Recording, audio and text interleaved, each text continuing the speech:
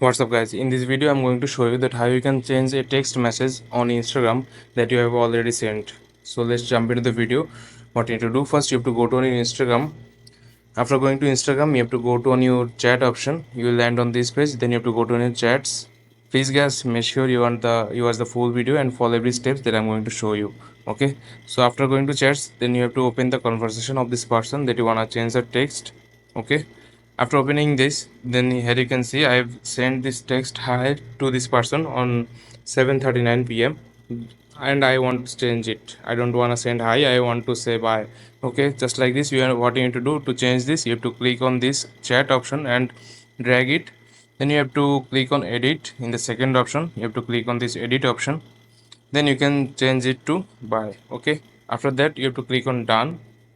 So here you can see the message is edited, the text is changed now. So this is how you can change a text message on Instagram chat from both sides after you sent it. So I hope you find this video helpful. Please leave a like on this video and subscribe my channel for more video like this.